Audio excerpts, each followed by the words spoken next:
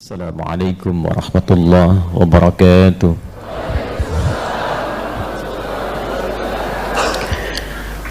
Alhamdulillahi rabbil alamin, alladhi jama'al mahabbata fi qulubil mu'minin liyazdadu imanan ma'a imanihim fa asbahna bi ni'matihi ikhwana.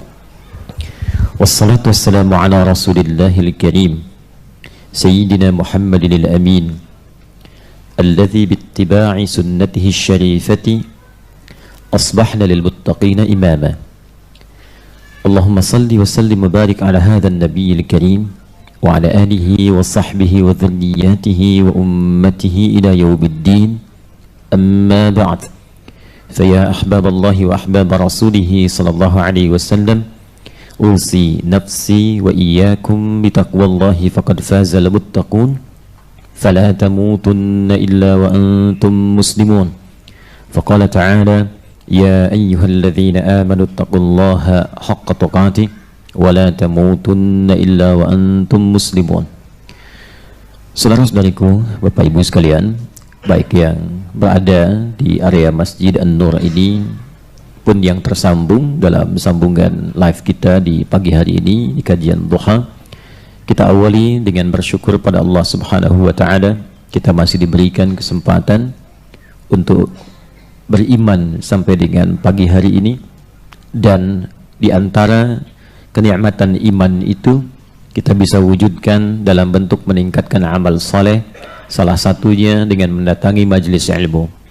Karena datang ke majelis ilmu itu dibuka dengan kalimat iman. Quran surah ke-58 ayat yang ke-11. Ya ayyuhalladzina amanu idza qila lakum tafassahu fil majalisi fafsahu yafsahillahu lakum. Jadi yang bisa tergerak untuk datang ke majlis ilmu itu hanyalah orang-orang yang beriman. Dan iman itu yang mengantarkan seseorang datangnya ke majlis. Ingat, tempatnya disebut majlis. Saya sering kali ungkapkan, majlis itu berasal dari kata jalasa. Jalasa orang sekarang menyebutnya dengan duduk. Padahal duduk itu ada dua kata. Ada jalasa, ada qa'ada. Jalasa perpindahan dari tempat yang rendah ke tempat yang tinggi. Anda duduk sekarang di karpet, saya minta pindah ke kursi supaya lebih tinggi. Maka orang Arab mengatakan tafaddal ijlis. Tapi kalau kita berada dalam posisi tinggi seperti berdiri, kemudian akan turun duduk jadi merendah, maka orang Arab mengatakan tafaddal uq'ud, dari kata qa'ada. Sifatnya disebut dengan qu'ud. Jalasa sifatnya disebut dengan julus. Karena itu orang yang tak sanggup sholat dalam keadaan berdiri boleh ya duduk, dan di Quran disebut dengan qu'udan bukan julusan. Quran surah keempat misalnya An-Nisa di ayat 103. Fa idza qadaytumus salata fadhkurullaha qiyaman wa qu'uda wa 'ala junubikum. Quran surah ketiga Ali Imran misalnya ayat 191. Alladzina yadhkurunallaha qiyaman wa qu'uda. Itulah dahsyatnya diksi Al-Quran yang menunjukkan bahwa Al-Quran firman Allah. Ya, kalau diduga atau dituduh seperti orang-orang yang tidak paham menuduhnya sebagai rekayasa manusia, maka bahasanya akan bahasa manusia yang kadang tidak mampu membedakan kapan kata itu ditempatkan. Baik, tempatnya disebut dengan maq'ad, dari kata qa'ada maq'ad. Jadi maq'ad itu kalau orang aktif tiba-tiba nggak aktif lagi, nah disebut dengan maq'ad, rehat, duduk, sifatnya taqa'ud. Karena itu orang pensiun yang tadinya aktif kemudian tidak aktif lagi disebut huwa yataqa'ad. Tapi kalau berpindah dari tempat yang rendah ke tinggi, mengangkat kita lebih tinggi, maka tempatnya disebut majlis. Jamaknya disebut dengan majalis. Kenapa tempat belajar ilmu itu disebut majlis? Majlis ilmu. Untuk memberikan kesan kepada kita yang datang, kalau ingin datang ke tempat menuntut ilmu, carilah tempat-tempat yang mampu mengangkat derajat kita lebih tinggi dari sebelumnya. Jadi datang dengan pulang itu ada perbedaan. Jamaknya disebut majalis, karena itu kita sebut majlis ilmu, majlis ta'lim. Apa yang terangkat di dalamnya? Dua. Teruskan ayatnya. Yarfa'illahu alladhina amanu minkum walladhina utul ilma darajat. Yang diangkat itu dua. Yang pertama imannya. Jadi datanglah ke majlis ilmu yang bisa menaikkan, mengangkat kualitas iman kita lebih kuat dari sebelumnya. Nah, itu yang bagus kata Quran. Nah, yang bisa datang ke majlis ilmu begitu itu disifati oleh Quran orang-orang yang memang punya iman. Imannya itu yang mengantarkan ia ke satu tempat, yang di tempat itu imannya mampu mengangkat dia lebih kuat. Apa cirinya orang mendapatkan keimanan yang lebih kuat? Maka nanti Al-Imam Al-Bukhari menerangkan dalam kitab sahihnya di topik yang kedua Kitabul Iman ada 57 hadis. Di antara hadis itu ada rumus dari Nabi yang mengatakan sallallahu alaihi wasallam qala al-imanu yazidu wa yantaqis. Yazidu bit-ta'ah wa yantaqisu bil ma'siyah. Iman itu bisa naik, terangkat, bisa turun. Kapan ia bisa naik? Dia naik terangkat dengan banyak mengerjakan ketaatan. Wujudnya amal saleh. Karena itu saya sering katakan majlis ilmu yang baik satu adalah majlis yang ketika Anda datang, apapun yang disampaikan di majlis itu mampu memotivasi kita sehingga kita lebih ingin menaati Allah, lebih dekat dengan Allah, senang menunaikan amal saleh, salatnya menjadi lebih rajin, baca Qur'annya meningkat, puasanya meningkat.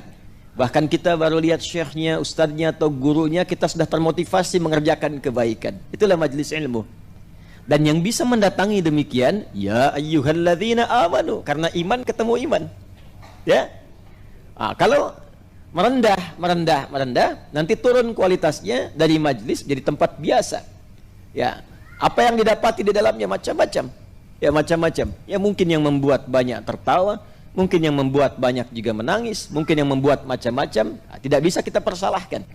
Ya masing-masing barangkali punya bagiannya tersendiri. Tapi untuk ahli iman, dia akan mendatangi majlis yang mengangkat imannya. Yang kedua, walladzina utul ilma darajat. Bertambah pengetahuan. Jadi selain imannya menguat, pengetahuannya bertambah. Nah, pengetahuan itulah ketika bertambah yang membantu dan memudahkan iman saat mengerjakan amal soleh. Contoh begini, Anda kalau taunya amal solehnya saja, sholat 5 waktu berapa? Berapa rakaat? 17. Waktunya ada berapa? 5, karenanya disebut 5 waktu, subuh, zuhur, asar, maghrib, isya. Baik, subuh berapa rakaat? 2. Zuhur, asar, isya, 4. Maghrib 3, ya. Baik. Jadi 17 semuanya. Kalau ilmu kita hanya di sini, tapi kita taat beriman, maka pengetahuannya hanya cukup sampai di sini. Pokoknya kalau sudah tiba maghrib 3, kalau sudah tiba isya 4, kalau sudah tiba zuhur 4, kalau sudah tiba asar 4, subuh 2. Tiba Anda melakukan perjalanan jauh. Seperti ini ada rombongan dari Sumbar datang. Semoga Allah berikan kemuliaan-kemuliaan kebaikan. Dan juga yang lainnya yang mungkin juga lebih jauh lagi, ya. Baik. Datang tapi tak tahu ilmunya misalnya. Taunya imannya sudah kuat, ingin mengerjakan amal soleh, salat. Tiba di jalan dari zuhur ke asar, tidak mudah menemukan tempat untuk salat. Atau ada kesulitan-kesulitan yang tidak memungkinkan mengerjakan di kendaraan misalnya. Wudunya bisa terjaga saat zuhur. Belum tahu ilmu tentang jamak, belum tahu ilmu tentang qasar. Maka pengetahuan yang terbatas itu, walaupun imannya kuat, pengetahuan terbatas menjadikan ibadah kadang-kadang tidak lebih mudah untuk ditunaikan. Tapi ketika walladzina utul ilma darajat, ilmunya semakin banyak, tahu tentang hukum jamak. Baru tahu jamak dikerjakannya 4-4. Tapi tambah ilmu tentang qasar bisa 2-2. Ya. Jadi mengerjakan zuhur bisa 2, jamak dengan asarnya jadi 2. Kemudian maghribnya ke isya, maghrib tetap 3. Kemudian isyanya jadi 2 karena pengetahuan. Tapi kalau pengetahuan cukup sampai di situ, belum tahu tentang subuhnya yang nggak bisa dijamak, bisa jadi subuh dijamak ke isya. Ya. Tambah lagi pengetahuan, karena itu subuh tidak bisa dijamak, nggak bisa dikosor. Kosor batas minimal 2, subuh sudah 2, mau dibagi lagi jadi 1 kan nggak mungkin. Karena itu subuh letaknya jauh ke zuhur, jauh ke isya, sehingga tidak ada alasan kita untuk menariknya menjadi jamak. Mau jamak ke isya masih jauh kok. Ya, mau narik zuhur ke subuh masih jauh juga. Nah, itulah pentingnya kita datang ke majelis ilmu. Ilmu bertambah, memberikan keadaan ibadah kita lebih mudah, iman meningkat, menjadikan suasana ibadah kita lebih kuat. Dan itu yang disebut dengan majelis.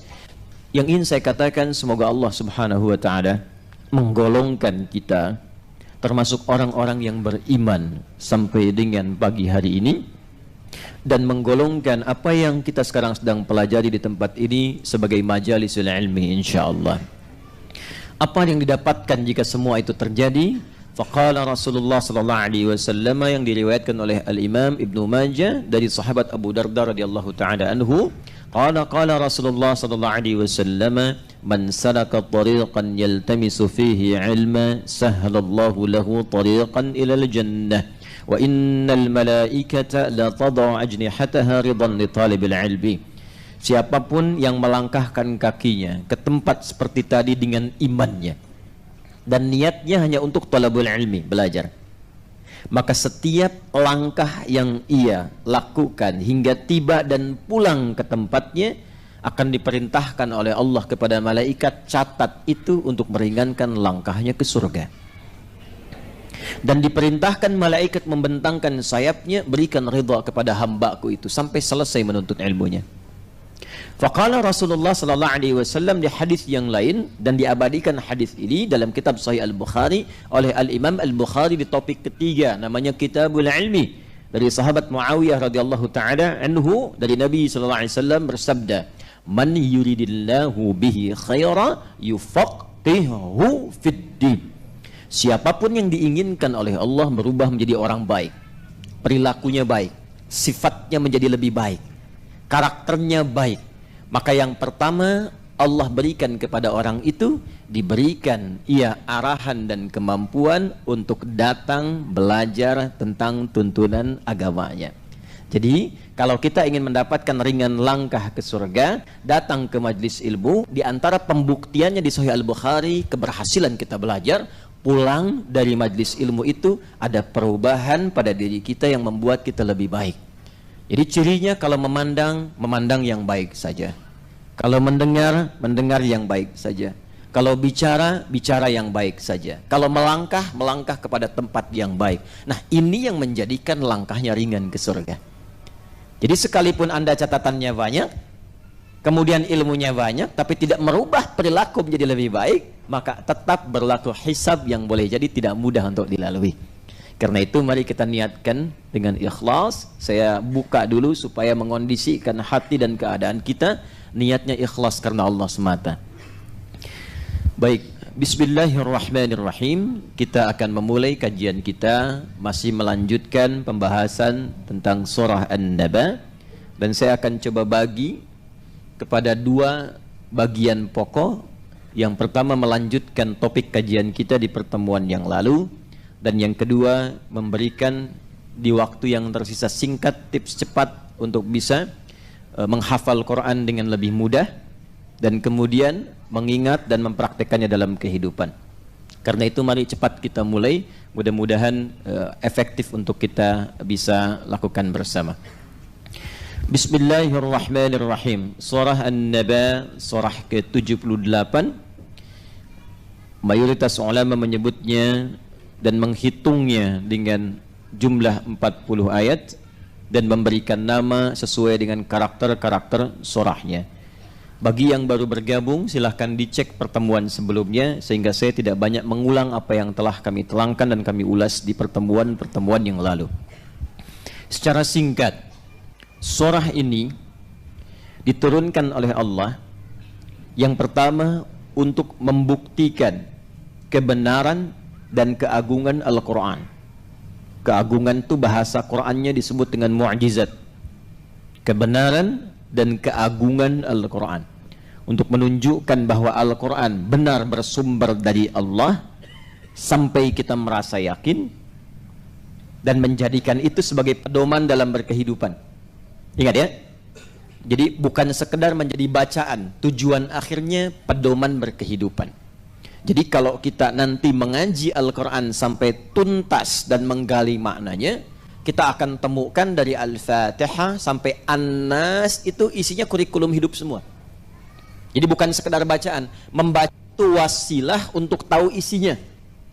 Tapi karena ini adalah mukjizat, ya, firman Allah, maka perlakuannya pun berbeda. Ketika membaca ada pahalanya.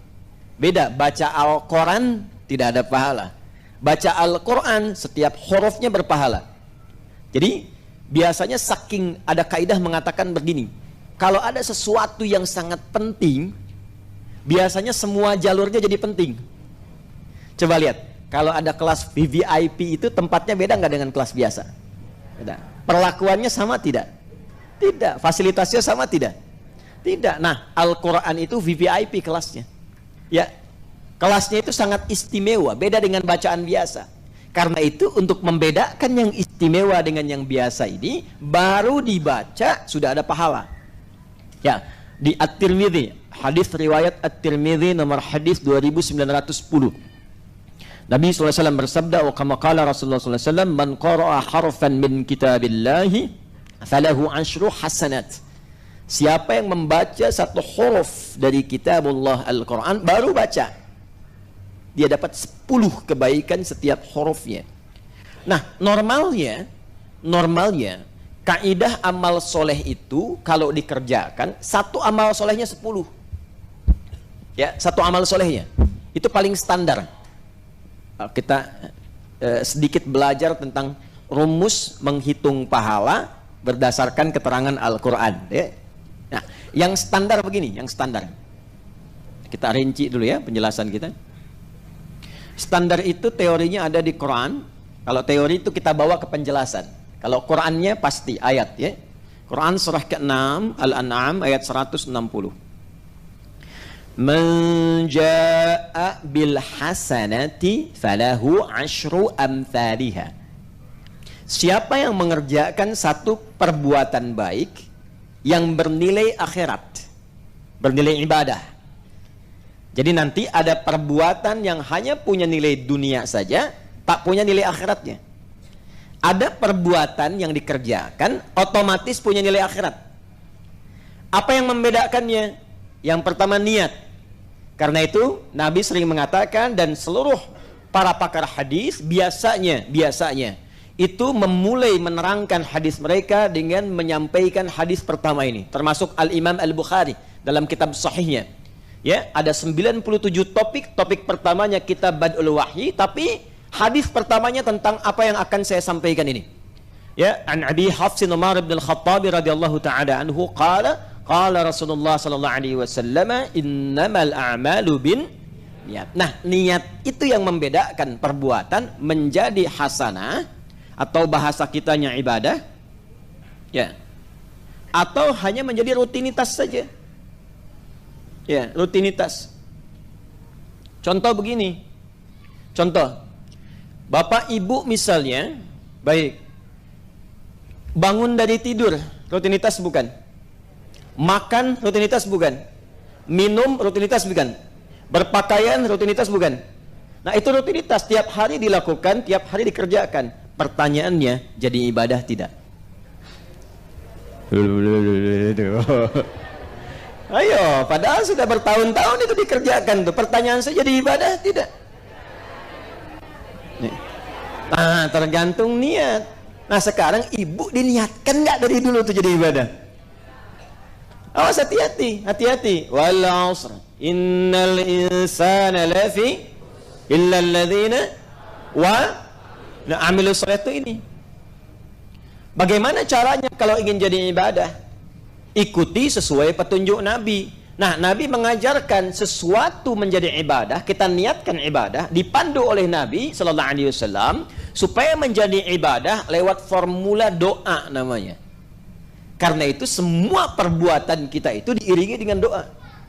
Coba Bapak Ibu cek, bangun tidur ada doanya? Ada. Apa doanya? Akhyana ba'dama amatana wa ilaihin. Tahu dari mana? Makan ada doanya? Minum ada doanya? Nih, barusan ke masjid. Masuk masjid ada doanya? Keluar masjid ada doanya? Tuh, ada yang mau ke toilet. Masuk toilet ada doanya? Keluar toilet ada doanya? Masuk masjid kaki? Keluar toilet kaki? Hah?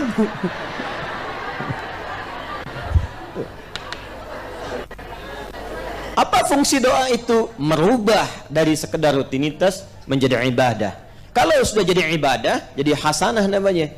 Nah, hasanah itu maksudnya apa? Ketika perbuatan menjadi ibadah, diperintahkan oleh Allah, tuliskan bekal akhiratnya ya malaikat.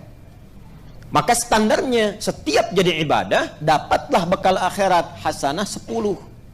Nah, ini yang dibawa pulang, ini yang disebut dengan ajrun namanya, yang kita sebut dengan pahala. Tuh.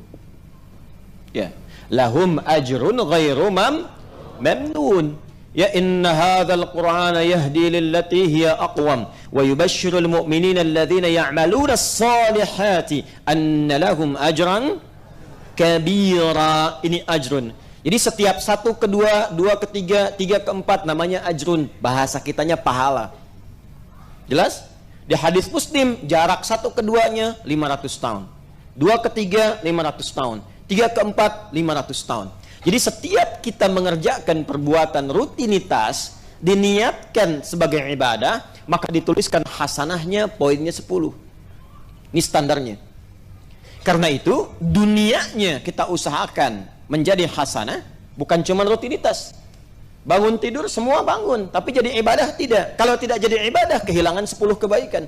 Kalikan 500. Itu cara berpikirnya. Nah, ini yang dibawa pulang. Anda berpakaian, Anda berdoa misalnya, ya. Ketika Anda berdoa dapat poin 10. Tapi kalau nggak berdoa nggak jadi ibadah.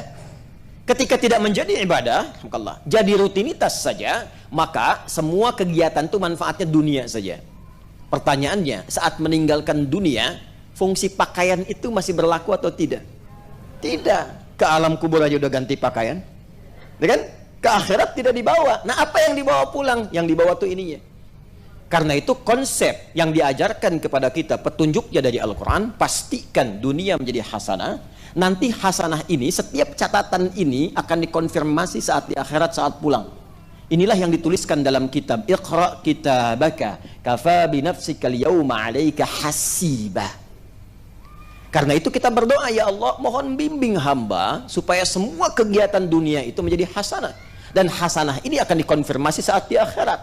Maka populer dan virallah doa memohon dunia hasanah, akhirat hasanah. Quran surah kedua Al-Baqarah ayat 201, paling kanan sebelah bawah di mushaf. Dunia, akhirat. Wa minhum may yaqulu rabbana atina fid dunya wa fil akhirati wa qina. Doa apa itu? Terserahlah, sapu jagat, mau doa ada sapu, nggak ada jagatnya jagat, nggak ada sapunya, terserah. Yang penting hasanah. Nah, kembali ke Quran. Quran istimewa. Quran beda. Karena istimewa, karena Quran itu beda, maka Allah berkenan menyampaikan pada Rasulullah SAW bukan sekali baca Qurannya, tapi setiap hurufnya, ya. Man qara'a harfan min kitabillahi, hadis riwayat At-Tirmidzi. At-Tirmidzi ini nama aslinya Muhammad. Beliau tumbuh berkembang di kota Tirmidz sehingga disebut dengan At-Tirmidzi. Nomor hadis 2910. Dari Nabi SAW disampaikan, man qara'a harfan min kitabillahi, siapa yang membaca satu huruf dari kitabullah, satu huruf, falahu asyru hasanat, dia akan diberikan 10 kebaikan, 10 hasanah setiap hurufnya, bukan sekali bacanya. Di kalau misalnya, maaf, Bapak Ibu baca alif lam mim, ya kan? Berapa ayat? 3 ayat. 1 ayat.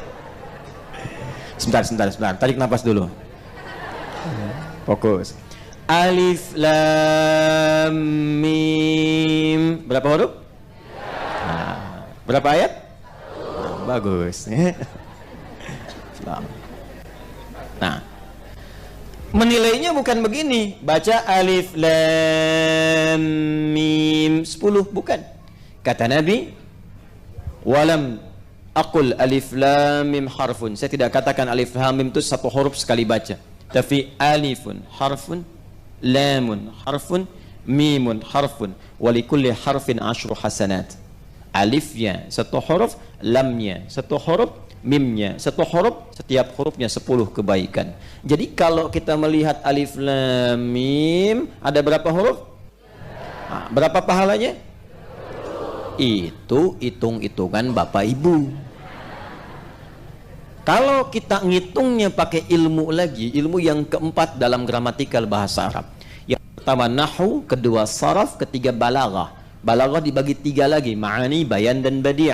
Nanti ilmu keempat disebut arud. Arud itu punya 16 formulasi, tapi rumus cepat dari ilmu arud itu adalah kita menghitung dari apa yang didengar, bukan apa yang dituliskan. Jadi kalau di ilmu arud itu misalnya ada rumus pertama tawil, tawilun lahu dunal bukhari fadailu fa'ulun mafa'ilun fa'ulun mafa'ilu. Fa'ulun itu ditulis dia fa'ulun pakai nun lagi di ujungnya. Di apa yang didengar itu yang ditulis. Ini Nabi menyebutnya alifun, ya kan? Rumusnya begini, tegak bentuknya. Tapi kan begini hurufnya. Alifun. Tuh. Ini berapa huruf? 3. Ini huruf apa? Bukan, ini hamzah. Oh. Hamzah berapa huruf? Tuh 2, 3, 4. Maksudnya apa? Maksudnya bagi orang yang ikhlas tak pernah berhitung berapa dia dapat pahala, maka Allah berikan pahala kepadanya tanpa hitungan. Rumusnya ada di Quran surah kedua di akhir ayat 261. Wallahu yudha'ifu liman yasha' wallahu wasi'un alim. Bagi yang tanpa berhitung diberikan tanpa hitungan. Bagi yang menghitung 3 huruf kasih 3 kali 10. Jadi berapa? 30. Kenapa ada yang menghitung? Rumusnya hadis Muslim nanti dari Abu Hurairah radhiyallahu taala anhu, karena di akhirat nanti antara hasanah dan sayyi'ah itu akan ditimbang. Itu yang namanya hisab. Hasanah kanan, sayyi'ah kiri. Hasanah itu pahala, sayyi'ah itu dosa. Jadi setiap ada orang berbuat dosa ditutupi oleh pahalanya. Pahala 1 misalnya, ya, dosa 1 tutup jadi kosong. Setiap perbuatan baik 10, perbuatan buruk dosanya 1. Tutupin dari yang 10 ini, datang tinggal 9. Rahmat Allah menjadikan perbuatan dosa, kalau bukan kabair, kalau bukan dosa besar, dia menjadi 1. Tapi kalau dia kerjakan kebaikan, dia tutup tuh dengan 1 itu sisa 9. Kadang-kadang ada yang masih ngitung nih, aduh saya lihat tadi ya Allah, tutup dengan bacaan Quran, 1 huruf cukup, nun. Masih ada sisa 9. Nah itu yang hitung-hitungan tuh. Itulah Al-Quran.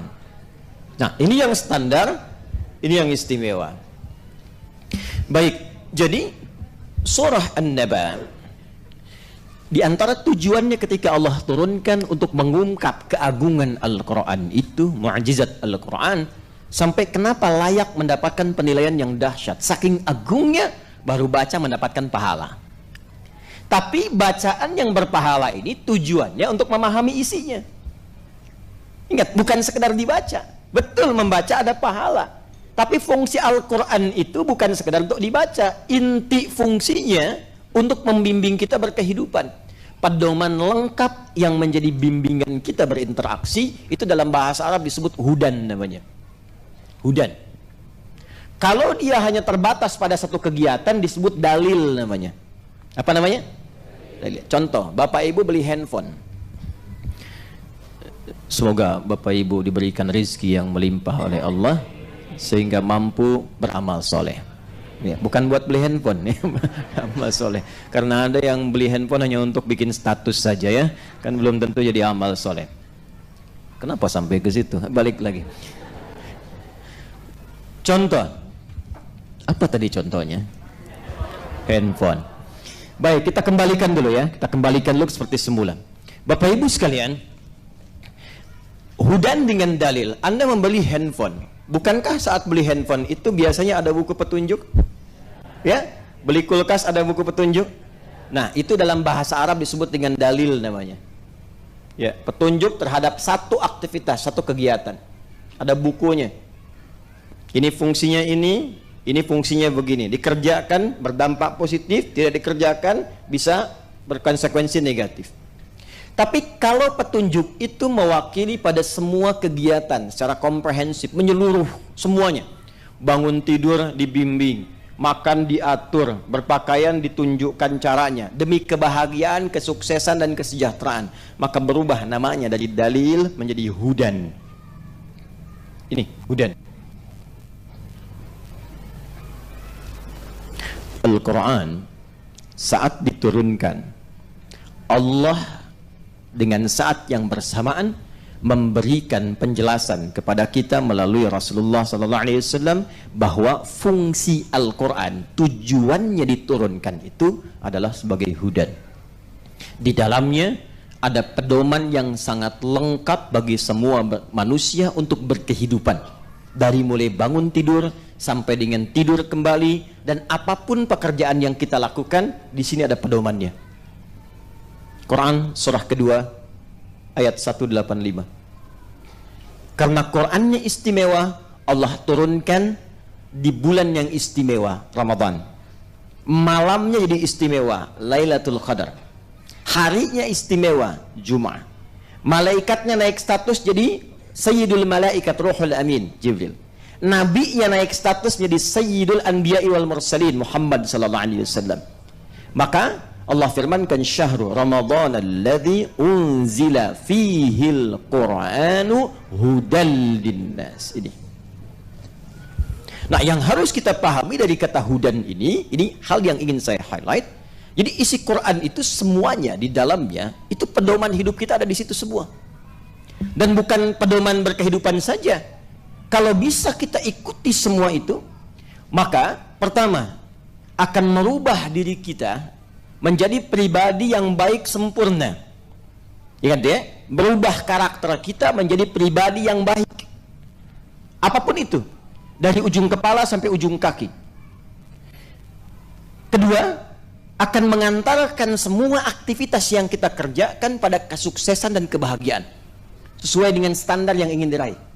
Jadi ada sukses saja belum tentu bahagia, itu disebut dengan farihah, farah, sifatnya farhan.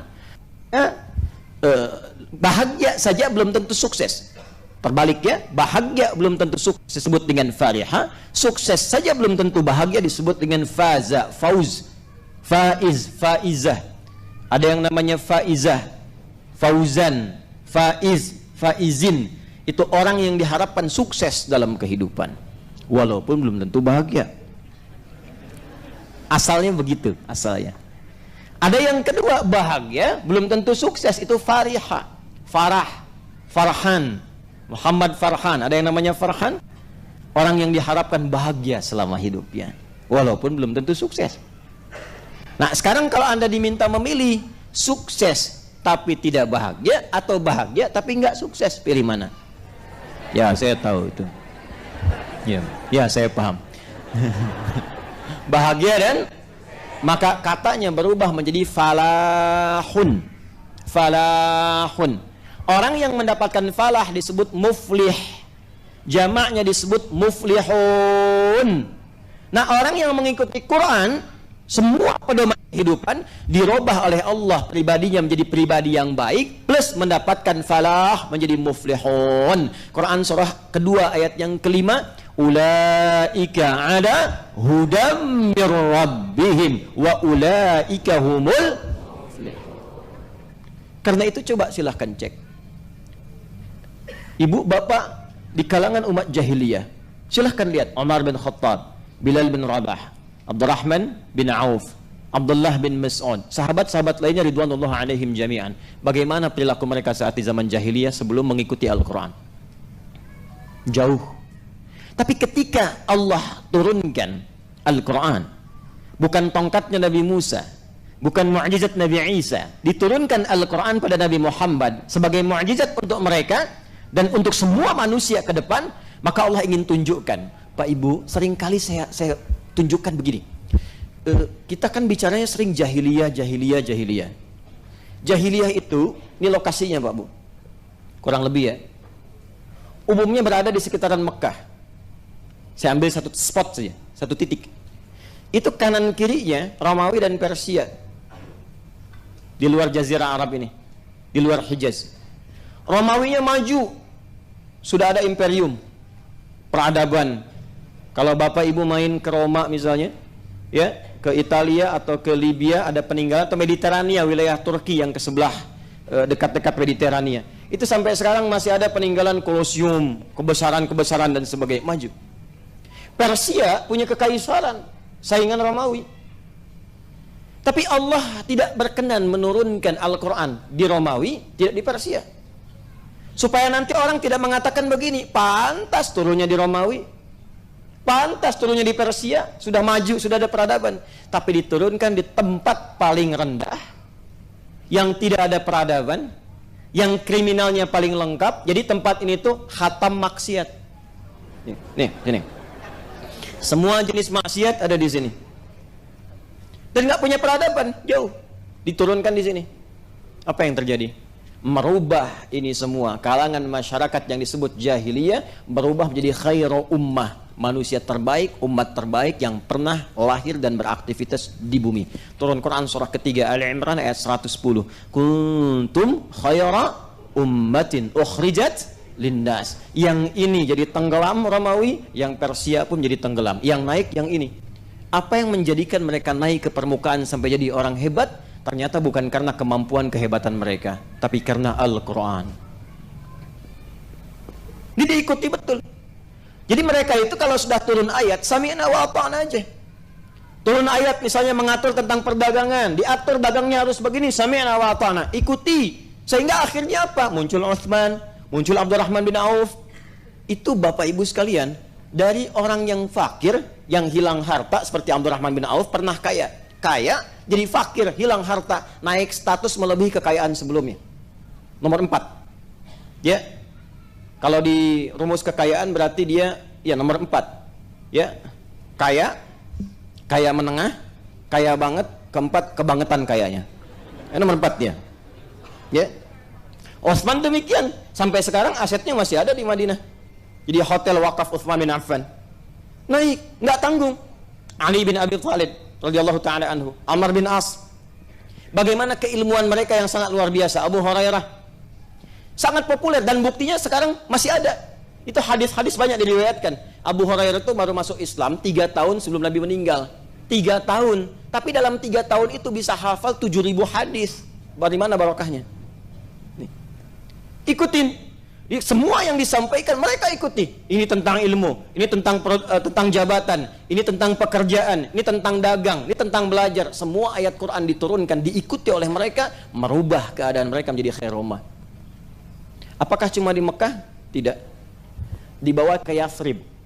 Yathrib itu satu anak keturunan dari Nabi Nuh alaihissalam yang menyebar, menemukan tempat di situ, tinggal di situ. Karena itu tempatnya diberi nama dengan namanya Yathrib. Saat Nabi pindah ke situ, hijrah dari Mekah ke Yathrib, itu suasananya kotor, pasarnya tertinggal, banyak ribanya, dimonopoli Yahudi, konfliknya banyak. Aus dan Khazraj 600 tahun nggak selesai. Diikuti bimbingan Al-Quran.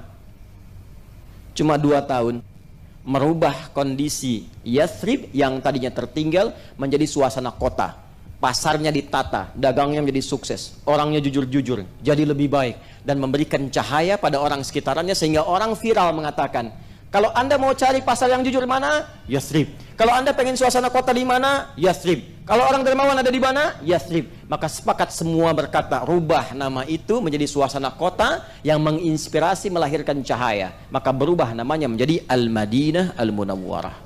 Quran turun di situ, merubah tempatnya Al-Madinah Al-Munawwarah. Bawa ke Afrika Utara, sampai ke Andalusia, semangat Qurannya dibawa, maka berubah menjadi suasana kota yang berperadaban. Muncul peradaban Islam di Spanyol 700 tahun. Bukan peradaban Arab. Silahkan cek, semuanya peradaban Islam, peradaban Islam, peradaban Islam. Sumbernya di mana? Quran. Nah, ternyata ketika kita meriset Al-Quran, membaca dari Al-Fatihah sampai An-Nas, kita temukan Allahu Akbar, semua isi Quran membimbing kita di semua tempat kehidupan kita di 3 alam, bukan hanya di dunia. Sekarang kita ada di mana? Kan kita di Masjid An-Nur di Tanah Kusir, dan dia bagian dari dunia. Setelah meninggal dunia kemana? Ke kubur. Jangan ke akhirat dulu Bu ya, sabar. Ada waiting room di sini, ada kuburan. Nah, baru setelah itu kemana? Ke akhirat ya, akhirat. Ini alam terakhir, karena itu ada taknya. Akhirat di ujung sesuatu yang nggak ada mulanya lagi. Ujung pas. Nah, jadi kalau di sini tuh penentuannya jadi nggak bisa merubah lagi. Kalau sudah bahagia selamanya di surga, kalau nastapa ya nastapa di neraka, kecuali atas kehendak Allah Subhanahu wa taala. Ya, dan khususnya nanti pada orang yang beriman tapi sedikit bekalnya, nanti ada kebijakan-kebijakan tertentu di dalamnya. Dunia, kubur, akhirat. Coba saya tanya Bapak Ibu, kalau kita baca Quran, ada ayat tentang perdagangan? Ada. Ya, gampangnya bilang ada aja ya. Ada ayat tentang berbakti pada orang tua? Ada ayat tentang bagaimana bertetangga yang baik? Ada ayat tentang bagaimana bergaul yang benar? Coba bacakan ayatnya satu aja.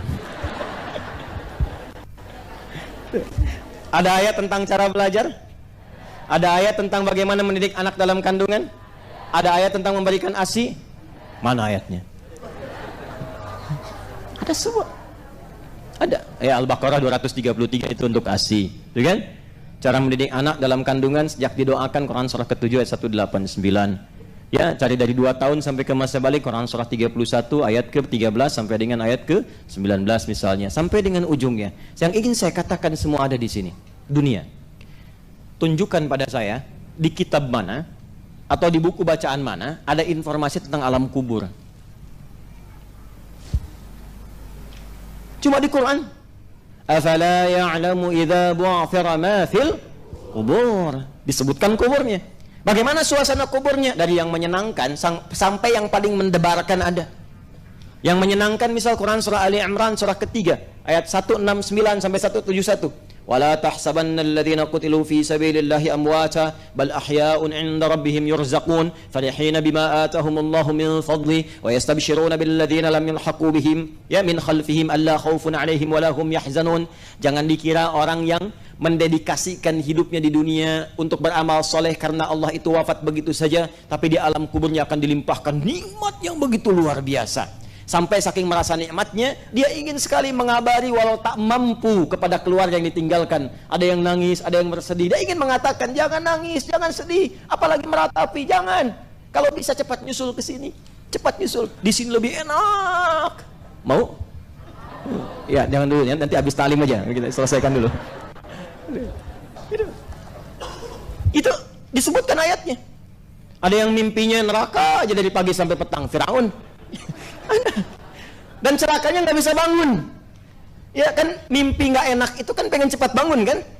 Ya coba ibu mimpi ketemu kuntilanak botak wajahnya jelek, ya pengen cepat bangun kan? Pengen cepat bangun. Ini alam kubur. Kan ada orang ateis atau orang-orang sebagian yang tidak mengerti agama mengatakan nggak ada siksa kubur, yang ada cuma tidur. Ya silahkan aja anda tidur, mimpinya ketemu neraka pagi dan petang. Bukankah tersiksa keadaannya? Itu baru satu contoh. Itu alam kubur. Belum setelah itu, jangankan ke alam kuburnya, mau meninggalnya pun diterangkan supaya kita siap-siap. Di buku mana, di kitab mana diberikan bimbingan tentang cara menghadapi maut.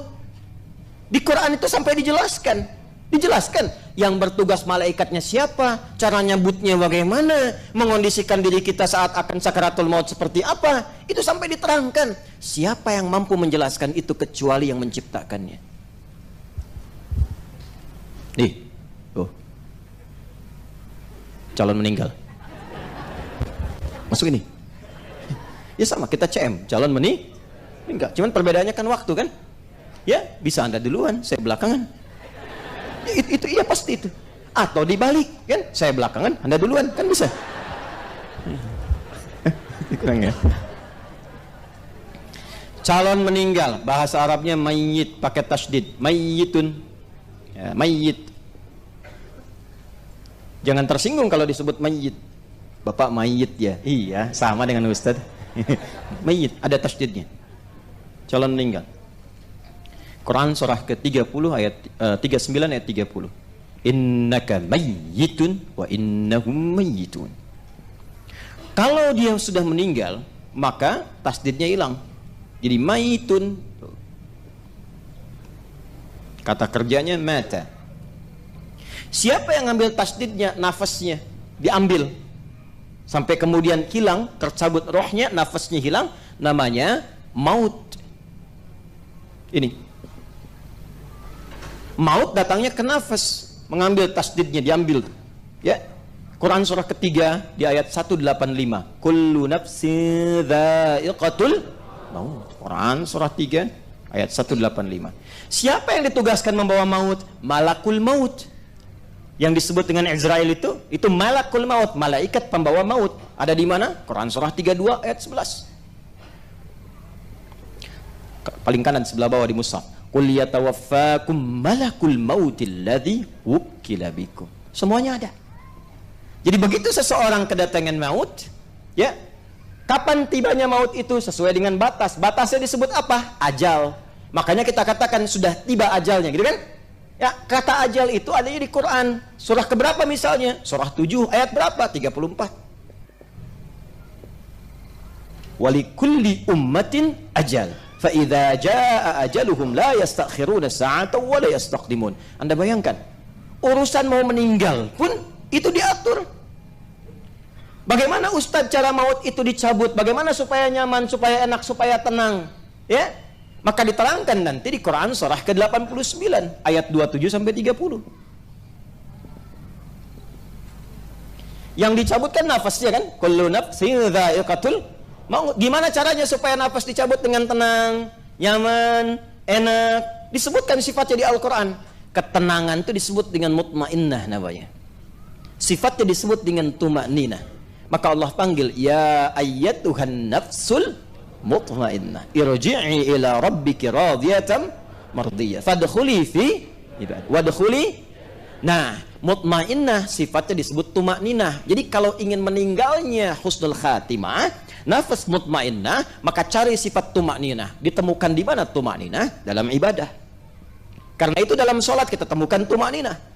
Ruku' tuma'ninah kan? Sujud tuma'ninah kan? Ya, sampai kita berdiri merasakan tenang. Intinya apa? Kalau pulangnya pengen nyaman, maka sempurnakan ibadah. Itu yang disebut dengan wa'bud rabbaka hatta ya'tiyakal yaqin. Di Quran ada semua. Baru masuk ke kubur. Bangkit dari kubur pun ada lagi ayatnya. Sampai ada surahnya, surah Al-Qiyamah, satu surah sekalian, surah ke-75. Sampai hisab ada ayatnya. Kemana akhir hisabnya? Diberikan keterangannya. Kalau pengen ke surga begini, kalau pengen ke neraka jangan. Ya, karena dahsyatnya seperti ini. Di mana ada buku, di mana ada kitab atau bahkan kitab yang disucikan menerangkan semua jalur kehidupan manusia secara menyeluruh dan lengkap, dunia sampai akhirat. Cuma di Quran. Cuma di Quran.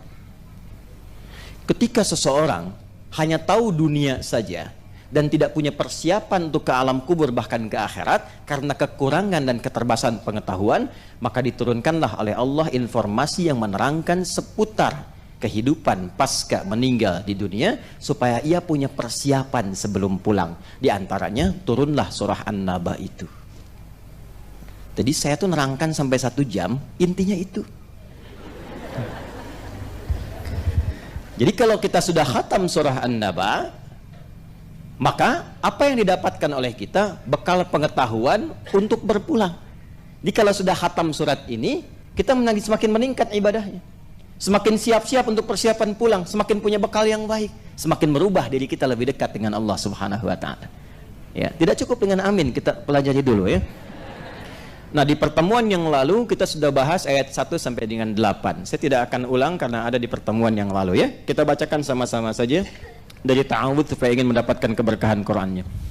A'udzu billahi minasy syaithanir rajim.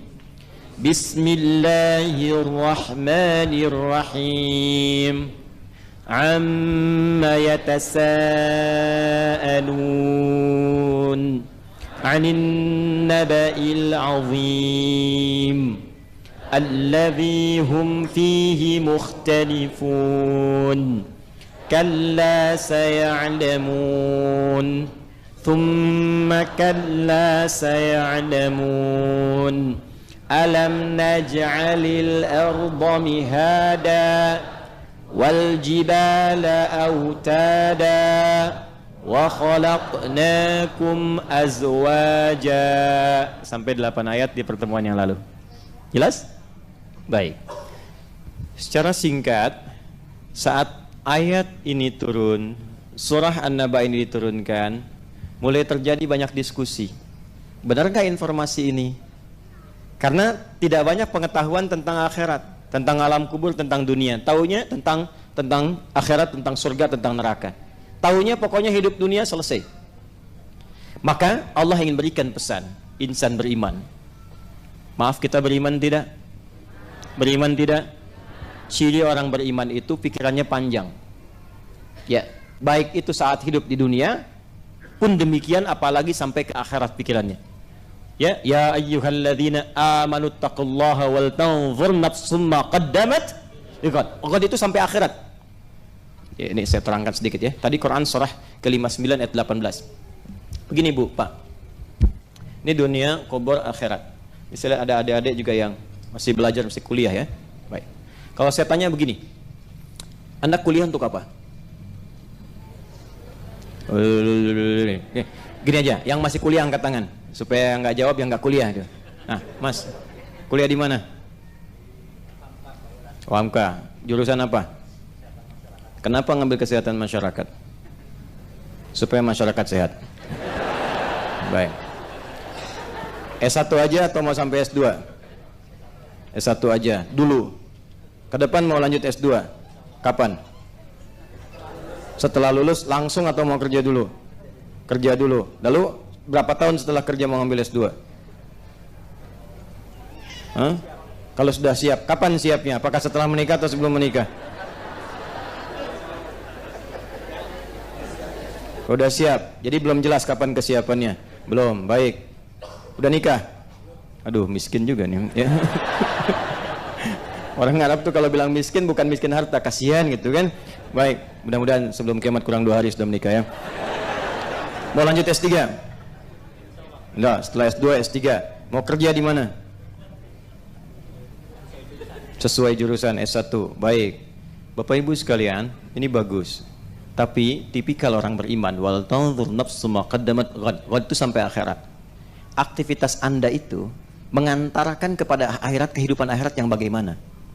Jadi bagusnya kalau kata Quran, bagi insan beriman, turunkan akhiratnya, turunkan ke bawah jadi kurikulum hidup. Itu yang diikutin aja selama hidup. Contoh begini, contoh paling gampangnya gini. Bapak Ibu kalau ke akhirat, mau tempatnya di mana? Di surga. Nah, surga itu kan ada 8 pintu, 8 turunan, 8 ragam. Bapak Ibu dari 8 itu ada surga Firdaus, surga Aden, Darussalam dan sebagainya. Mau yang mana? Firdaus.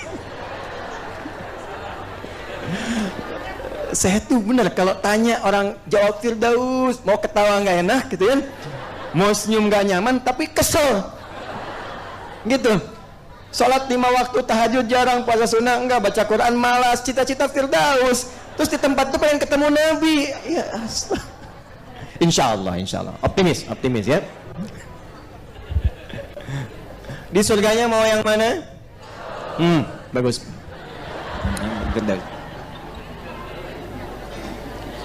Pertanyaannya, apa amalan yang mengantarkan Anda layak sebagai penghuni surga Firdaus? Nggak cukup dengan amin, nggak bisa, ada amalannya. Maka yang ingin saya terangkan gini, kurikulumnya turunkan ke bumi. Siapa para penghuni surga Firdaus itu? Maka ya, tunggu sebentar ya Bu ya. Maka oleh Quran diterangkan runtutan ayat dan amalannya. Turunlah Quran surah ke-23 Al-Mu'minun misalnya, yang ayat 1 sampai dengan ayat 9, boleh sampai ayat 11 juga, kita batasi sampai 9 dulu. Ke ujung ayatnya, Ulaika humul warithun alladzina yarithunal firdausa hum fiha khalidun. Kata Allah, ada calon penghuni surga Firdaus yang sedang berpetualang di bumi. Jadi hamba Allah ini sedang berkegiatan di bumi, di dunia. Tapi kata Allah, ini calon pewaris surga Firdaus. Apa amalannya? Yuk dari ayat 1-nya. Beruntung nggak kalau masuk surga Firdaus? Bahagia nggak? Sukses nggak? Masih ingat gabungan sukses dan bahagia disebut apa? Falah. Orangnya apa? Muflih, kan? Jamaknya muflihun. Baik, perhatikan ayatnya. Qad aflahal mu'minun. Aflah itu kata kerja dari kata muflih. Muflihun itu kata kerjanya aflah. Artinya kalau ingin jadi muflihun harus banyak bekerja, berusaha, maksimalkan. Saya jamin, kata Allah, orang beriman itu kalau benar imannya dan mengerjakan amalan berikut ini, dia akan sukses, bahagia, ditempatkan di surga Firdaus sebagai pewaris surga Firdaus yang sedang berpetualang di bumi. Apa saja amalannya? Alladzina hum fi salatihim khashi'un. Bukan sekedar salat, dia berusaha selama hidup untuk khusyuk salatnya. Kalau mau surga yang standar, salat. Tapi kalau ingin surga yang istimewa, VVIP, khusyuk salat. Jadi orang ini selalu berusaha untuk bisa khusyuk dalam sholat. Dia belajar, dia konsultasi, dia bertanya, dia berikhtiar, dia berusaha supaya khusyuk sholatnya. Apapun pekerjaan dia. Lalu diturunkan ini ke muka bumi. Turunkan. Jadi kurikulum. Apapun pekerjaannya, apapun pelajarannya. Anda misalnya pengen masuk surga Firdaus, Anda mahasiswa, boleh. Silahkan di ilmu kesehatan. Tapi jangan sampai tinggalkan sholat. Kalau benar-benar pengen serius, tempatkan di kampus, di sekolah, yang di situ ada pelajaran bahkan tentang sholat. Ya, teruskan. Qad aflahal mu'minun alladzina hum fi salatihim khashi'un walladzina hum 'anil lagwi mu'ridun. Calon penghuni surga Firdaus meninggalkan lagha. Lagha itu semua yang enggak bermanfaat. Sehingga penghuni surga Firdaus itu kalau bicara, semua punya nilai dari pembicaraannya. Nggak ingin tergerak menyampaikan sesuatu yang sia-sia, yang nggak ada maknanya. Di semuanya, bahkan candanya pun masih ada manfaatnya. Nabi itu bercanda, Pak. Nabi itu kadang sifatnya humoris. Beliau tertawa bersama orang yang senang, ya, berduka bersama orang yang setengah mengalami musibah. Ada 150 hadis kurang lebih tentang canda Nabi SAW. 150 hadis. Sampai yang gerahamnya terlihat, sampai yang kelihatan bagaimana bersih keadaan beliau. Ada tawanya, ada candanya. Canda di rumah tangga dengan istrinya, ya, walaupun istrinya sudah sepuh, misalnya seperti Sayyidah Saudah binti Zam'ah, itu masih bisa bercanda, Bu. Ya, Sayyidah Saudah itu sudah sepuh, menikah dengan Rasulullah, senang bikin kue lewat adonan. Itu kalau sedang bikin adonan, Nabi datang, adonannya masih diberikan di keningnya seperti ini, bermain begini. Tuh. Coba bapak, kakek dan nenek masih bercanda nggak tuh? Dan masih manggil sayang. Masih manggil apa? Sayang. Kapan terakhir manggil sayang sama pasangan? Semoga nanti Anda cepat menikah, ya. Nah ini keluarkan semuanya. Walladzina hum lizzakati fa'ilun. Zakat. Berarti kalau pengen ke surga Firdaus harus punya cita-cita bisa zakat. Bagaimana bisa zakat? Ikhtiar. Kerja maksimal. Jadi bapak, saya tanya nih, bapak yang kerja nih, ibu yang di rumah, Anda bekerja sampai punya kedudukan, jabatan, harta banyak dan sebagainya, tujuan akhirnya apa? Ya, mudah-mudahan Allah berkati rahmati. Ya. Apa tujuan akhirnya? Kalau cuma mengoleksi kemewahan, rumah mewah, kendaraan mewah, ya, kehidupan nyaman, itu belum bisa ke sini. Orang-orang calon penghuni surga Firdaus, dia bekerja berusaha itu supaya untuk ibadah. Dia bekerja supaya bisa zakat, dia bekerja supaya bisa infak, dia bekerja supaya bisa sedekah. Allah kasih bonus dunianya, kaya juga. Apa kurang cukup pengetahuan tentang Abdurrahman bin Auf bagaimana kekayaannya? Kaya, hidupnya mewah, luar biasa. Tapi kemewahannya mengantarkan beliau ke akhirat yang ringan sekali proses seleksinya. Nyaris tanpa hisab. Utsman bin Affan kaya luar biasa, tanpa hisab masuk. Udah kaya, hidup mewah, nyaman, masuk surga tanpa hisab, top. Ya, ini miskin gak jelas, banyak maksiat, ya kan? Itu yang bahaya. Jelas sampai sini? Itulah kurikulum hidup. Nah, termasuk kurikulum hidup yang diajarkan di surah An-Naba ini adalah tentang kurikulum hidup pasca kehidupan di dunia. Dan Allah terangkan dulu, nih di dunia saya sudah atur begini supaya kita yakin dulu, diberikanlah muqaddimah. Supaya yakin dulu. Karena memberi info pada yang belum diyakini, itu harus dibuka dengan sesuatu yang diyakini dulu. Itu secara logika demikian. Jadi kalau Anda ingin menerangkan sesuatu yang orang belum yakin dengan itu, Anda harus kuatkan dulu dengan logika, terangkan kepadanya apa yang sudah dia yakini sebelumnya. Contoh begini. Nah, itu batuk.